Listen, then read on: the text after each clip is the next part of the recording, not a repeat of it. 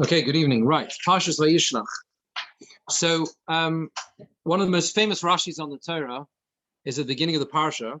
Imlov and Garti. Yaakov says, by Tzav Somni Mor Posuk K, Kosum and so Kermal the Yaakov Lovon Garti by Charadata Ad Otta. I was with Lovon. I sojourned. I lived with Lovon, and I've delayed until now. Says Rashi. Dova Acher. Rashi first brings the pshat, the explanation that I didn't become anything important there. I was just a stranger, and therefore it's not worth you detesting me because of the fact that, listen, none of the brachos have worked out. Dova Acher Garti b'gematria Tariag, right? It's famous Rashis, yeah. Garti, Lovon Garti, gematria is Tariag. Klomim Lovon Garosha Garti b'Tariag mitzvah shemarti. I kept the Tariag mitzvahs, the 613 mitzvahs. I never learned from any of his evil and negative actions. Now, the question here is very straightforward. How can Yaakov say, in Lovon Garti, I stay with Lovon, and I kept all the Tareg mitzvahs, all 630 mitzvahs? For example, one glaring omission. He wasn't able to be Mekayim Kibbud Avoim. He was away for so long. How was he able to say that he fulfilled all of the Tareg mitzvahs? But many mitzvahs he may not have been able to actually fulfill at Lovon's house. So I saw an explanation in the name of the late B'chuna Halpern Zechron Levracha, who said that actually there's a problem if you think about it with the whole Rashi, or a question you can often ask on Rashis like this, which we're so familiar with, we forget to ask, and that is, how can this possibly be explained as the simple pshat? Rashi comes along to give us the simple explanation of the pasuk. And he brings a Garti as Tariag because you rearrange the letters, you get it seems very far from the simple explanation of the pasuk. So he gave a very beautiful pshat. And this links to something which we've developed in previous weeks, particularly last week as well. Everything Yaakov does, the way he conducts himself, his behavior throughout the time he's in Lavan's house, is a fulfillment of Kibbud Avoim, right? Everything he does is a fulfillment of the mitzvah, Kibbud Avoim. That's what he does. He stays there, he stays apart. We saw last time the Kliyakar, if you recall, who said that, actually he was only with him for a month, right? But for him, for me it was like 20 years, being there for 1 month. He actually lived separately. He lived with the, wherever it had to be, with the sheep or whatever, away from Lavan. Why? Because he should not be influenced. The whole way he was keeping his mind on what he had been instructed to do and to fulfill the role and the mission that he had to stay true to his parents' tradition in Masorah, and therefore that everything he did was a fulfillment of Kibbud Avoim, and therefore it comes out that to be a stranger, if you like, to be a ger, to be someone who was stranger by fulfilling, right, the Tariag mitzvahs, to keep the Tariag mitzvahs, that was a fulfillment of Kibbud Avoim. This was an actual fulfillment. When it says in Lovon Garti that I sojourned with Lovon, I stayed with Lovon, what is Rashi telling us this for? Because Rashi is coming to tell us how it was that Yaakov Avinu could say with pride, if you like, that he had actually remained with Lovon's house. He had stayed because at the end of the day, he had done it in a way that was a fulfillment of Kibbud Av, or the mitzvah of Kibbud Avoim. And that's the way he conducted himself, that's the way he lived. Now, this idea of Yaakov Avinu keeping himself to the commitment of his parents is something which sees a paradox later on in the parsha. If you look at Perek Lamed Hey Posuk Ches, you have the very, very obscure issue of the passing, or the hint to the passing of Rivka, right? So we titled this share Rivka's Legacy and the Power of Commitment. So let's understand first what that legacy of Rivka might be. Perek Lamed Hey Posuk Ches, you have Thomas Devora Minekis Rivka, who was the nurse of Rivka, the wet nurse of Rivka. She dies. Called its name Alon Bachus. Now Rashi brings here that the Agadic Pshat is Nispase Shom Be'evel Sheni. Yeah, he was informed there about another source of mourning. He was told about his mother who had passed away. Right? Alon B'Lashon Yevoni says acher, different. That's what it means in Greek. Lefichoch Says Rashi, or it's really Lefichach, the reason why they hid the death on the passing of Rivka, so that people shouldn't curse the womb that gave birth to Esav.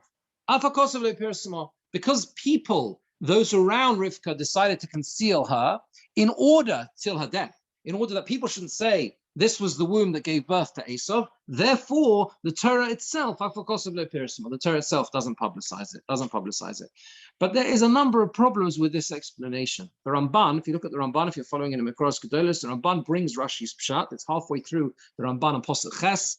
The Ramban quotes Rashi, this idea that because people hid her death, therefore the Posach did so as well.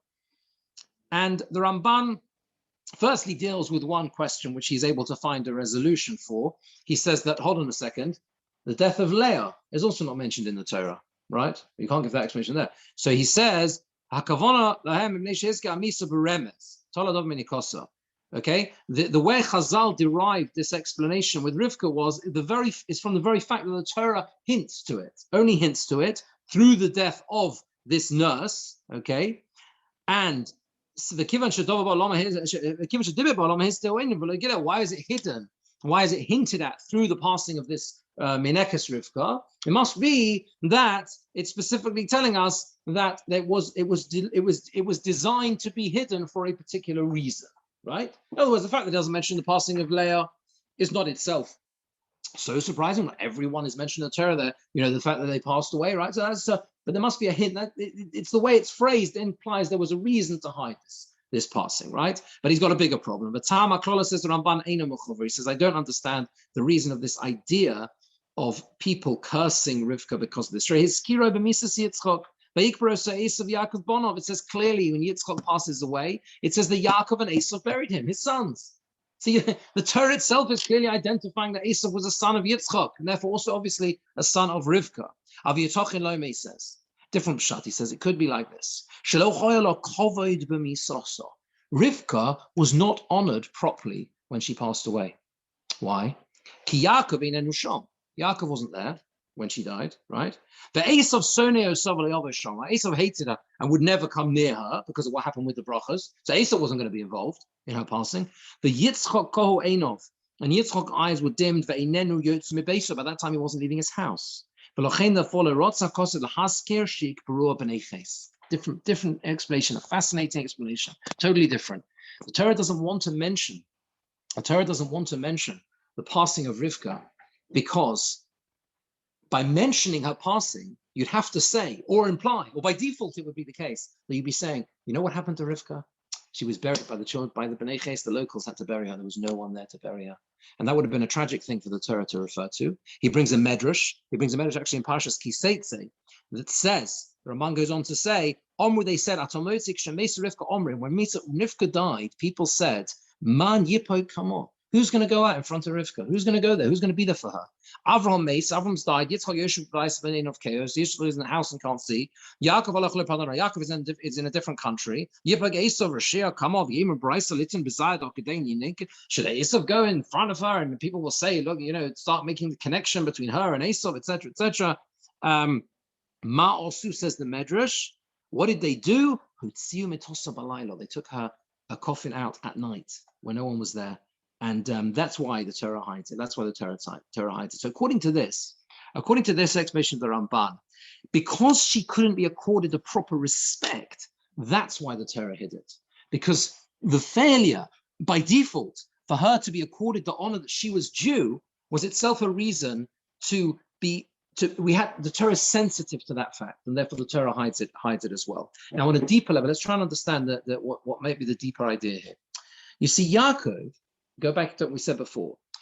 Yaakov has invested everything in fulfilling his mother's wishes. Everything. It's something we forget, right? His entire life. The trajectory of his life is determined almost entirely by his mother. His mother is the one who says, you need to go and take the brachas, right? He doesn't want to do it. His mother tells him to do it. So, right? That's how the Torah says it. As a result, consequently, she says, he sets up, he will run to Badan Aram. Again, it's fulfilling Kibbud Ein. He's honoring his mother the whole way through. That is what Yaakov does. Yet the final honor, the kavod the honor when she passes away, he is unable to fulfill.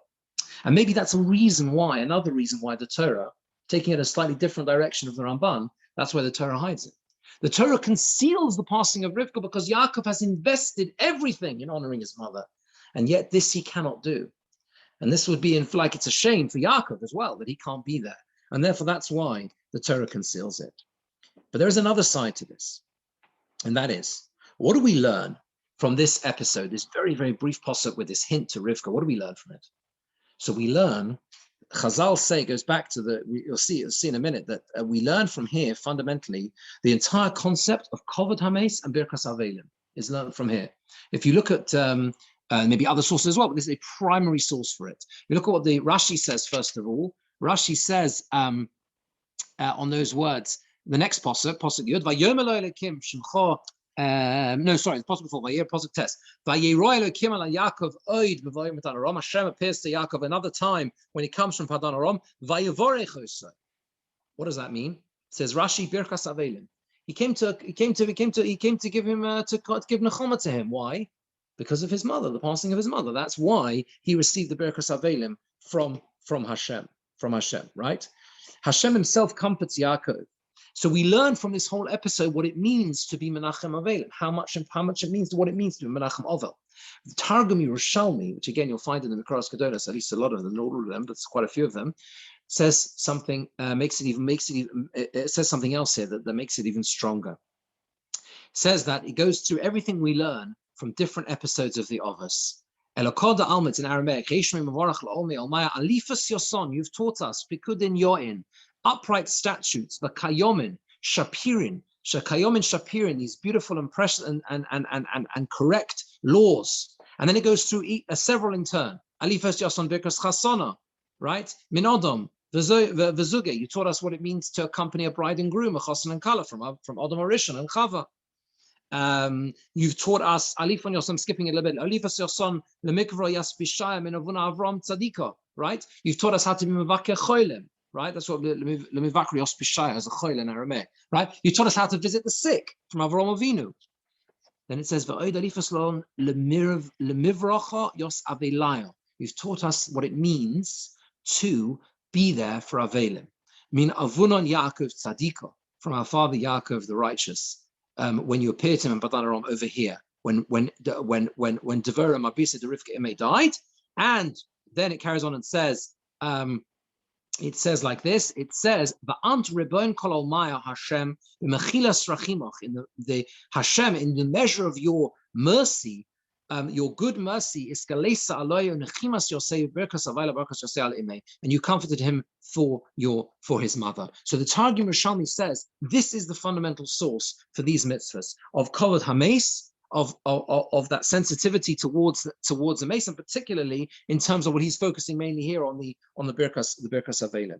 So perhaps we can suggest the following based on that: the permanent reminder to Yaakov's commitment to and dedication to his kibbud aim is the mitzvah itself of kovod hames, by the fact that the Torah conceals her death, because that itself is the ultimate reason, is kovod hames, right? So no one should know, no one should say, oh, Rivka had to be smuggled out in the middle of the night, right?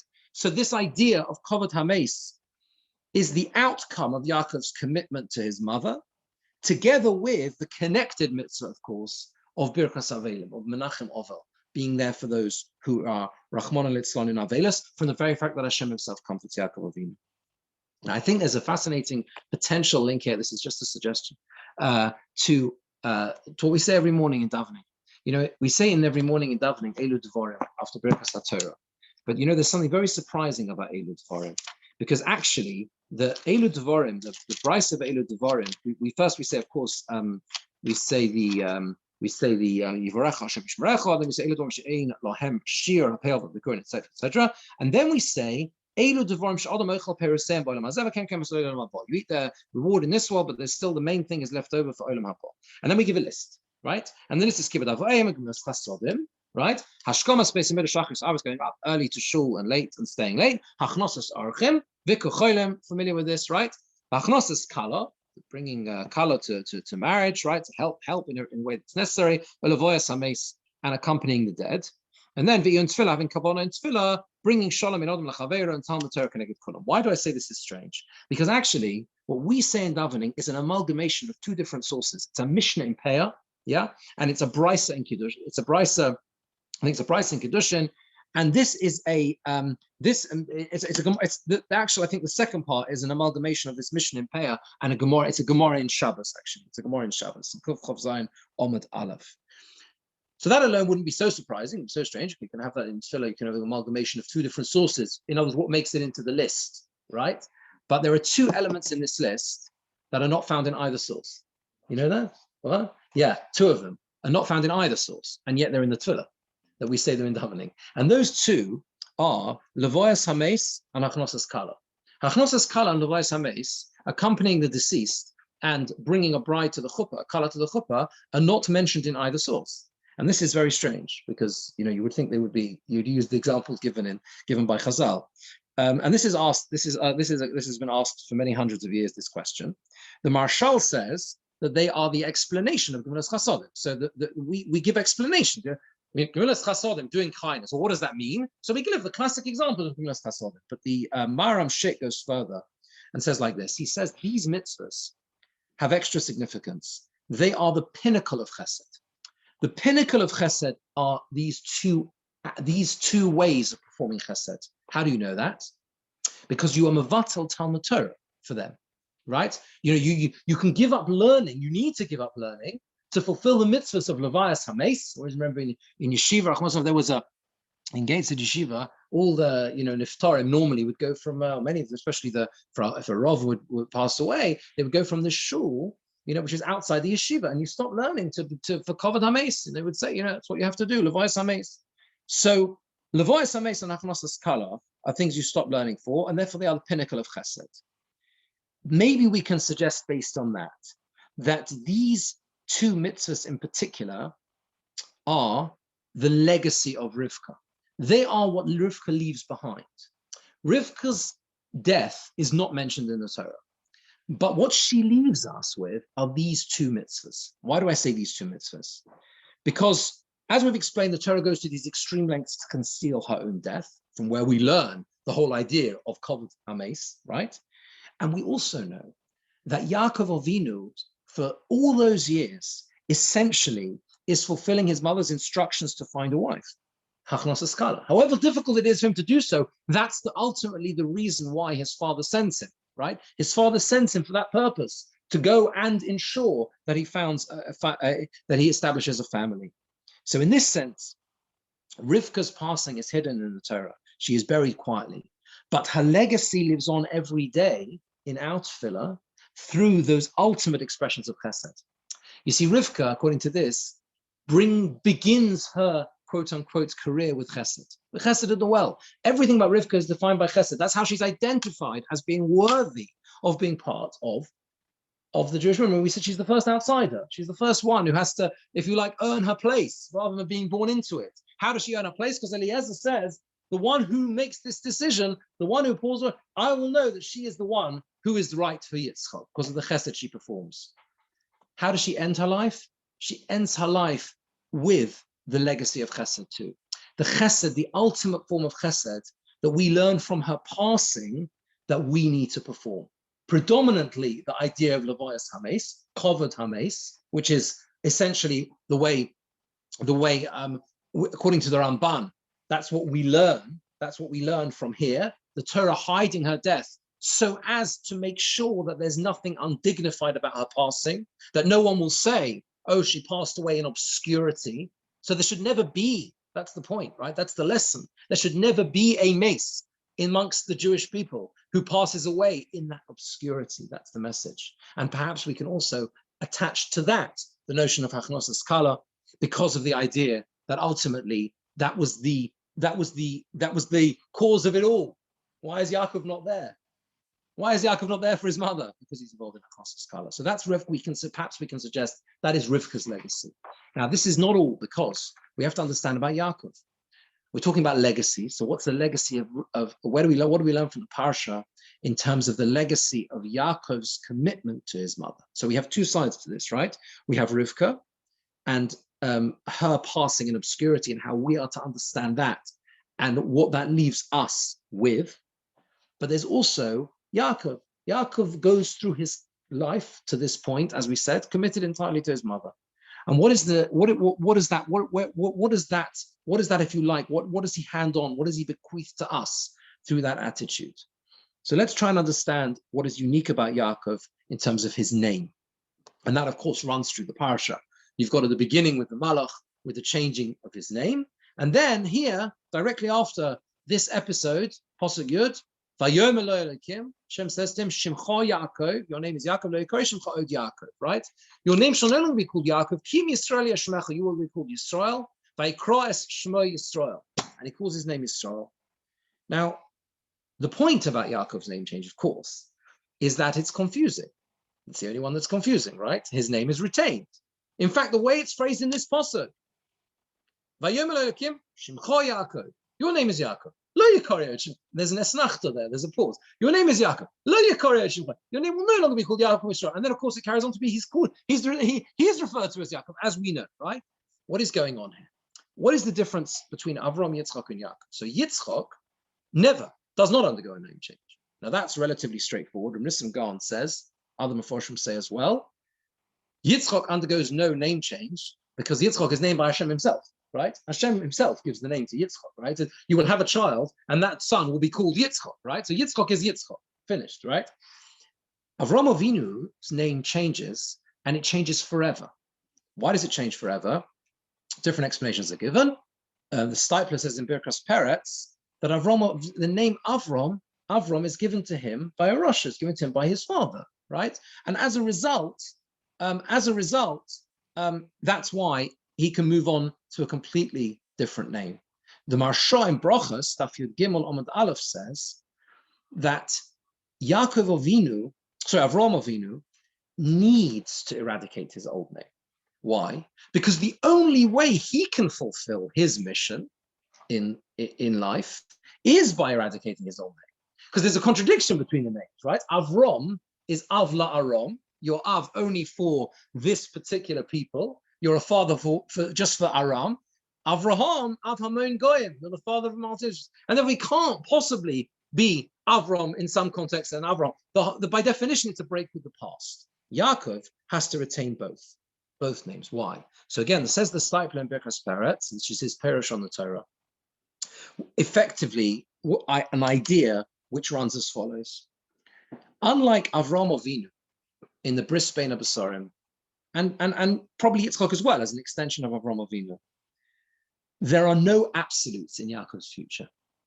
Avram Avinu, there's an absolute in his future, right? He's given a promise. Your children will, this was what will happen to them. They will leave with a great wealth. This is the path. Yaakov Avinu always lives his life with an uncertain future. What he encounters never goes away. His encounter with Esav and Lavan do not go away. They don't leave Yaakov. They stay with Yaakov, right? His experiences with them accompany him forever. And therefore, both Yaakov and Yisrael have to exist within him. Yaakov's greatest strength is being able to stay committed. That is his strength. His ability to stay committed, come what may. That's the point. The point of what Yaakov lives his life is a life of commitment. That's what Yaakov does. He commits himself to his mother's instructions. Yeah, Ishtom. He commits himself to his mother's instructions and he keeps going. And he keeps stays the course. That is the essence of what Yaakov is, come what may. He doesn't give up, just as he never gives up with his promise to his mother. Im Lovon Garti, the Tariag Mitzvah Shamarti. I may have been with Lovon, but I always kept the Tariag Mitzvahs. Now, it's known that there are many different explanations in when the name Yaakov is used, when the name Yisrael is used. The Kliokor here on Posuk Yud, Parak Lamed Hey Posuk Yud, gives a very, very beautiful pshat al tzad horemes. He says like this. He says that both names refer to a stage of geula, of redemption. That's what they refer to, but there's a difference. There's a difference between them. Because what is Yaakov? Yaakov is used for geulas Yitzias Mitzrayim.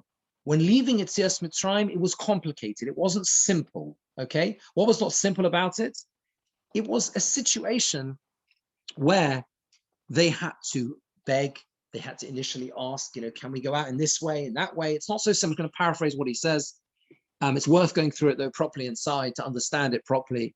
He says like this, that the Gulas Mitzrayim, their zechus wasn't enough to go out with that complete outstretched arm in that way. They had to go through a way that let's go. They had to plead, they had to beg. And that's why it was the name Yaakov is suited to that. Yaakov means it's the heel, it's secondary, it's something that is twisted. It's not straight, right? It's not straight. It wasn't not straight. It's not a straightforward redemption, Geula, right? Now, what happens? What will happen in the future? The Geula Acharona, ultimately, after everything has been eradicated and all the problems that we've got, there's a pasuk in Yeshayahu which says, "V'hoya he'okov lemishar." That's what will happen in the future. The twisted becomes straight. That instead of having to go in a twisted way, it will be straight. It will be upright. That is the zchus, and that is the ultimate geula. So, and he basically brings this together in the sense that we know that in the future, the zchus, the merit of Yetzias Mitzrayim, will not be removed completely. The two redemptions, geulas, will go together, but ultimately, that full straight Yashar, as in Yisrael, straight. The straightness of Yisrael represents the ultimate geula. So you have Yaakov representing Yetzias Mitzrayim, and Yisrael representing the Geula Acharona, the Geula at the end of days. What does Yaakov do according to this? Yaakov takes the Geula of Yaakov, Yetzias Mitzrayim, right, with all its imperfections, redemption that takes place, and there's still questions and difficulties, and it's not easy, because he knows that one day there will be a Geula of Yisrael, that one day there will be a Geula Acharona, when that all those twists and Yaakov and all the twisting will ultimately be made straight at the end of time. So according to this, perhaps what we can say is as follows. Rivka's legacy, her concealed death, leaves us with the two greatest chasodim, acts of kindness, as we say every day, that we can do nowadays, which is Levayas Hames, accompanying the deceased, and Achnosas Kala. Those were the true drivers. They were the fulcrums of the situation which resulted in her death being hidden, right? The fact that Yaakov Avinu was far away, essentially because of that mitzvah of Achnosas Kala, that's what was going on, and the fact that the honor that is shown to her in her passing by her death being hidden. Yaakov's legacy, through his commitment to his mother's instructions all those years, is the ability to stay committed to her ideals, the ability to stay committed to the ideals of our faith, of Klal Yisrael as a whole, and to keep that strong right to the end. And therefore, Yaakov has to retain both Yaakov and Yisrael, because he can stay strong despite having to balance the two, despite always being there. Lavan and Esav are always lurking in the background for Yaakov, but he keeps his mind and his heart on the ultimate Yisrael, which is what he keeps him strong, because Yaakov symbolizes in itself the power of commitment. Thank you all for listening. Okay. Have a good evening. Thank you very much again. Thank you. Okay, pleasure. Thank you for joining. Good Shabbos.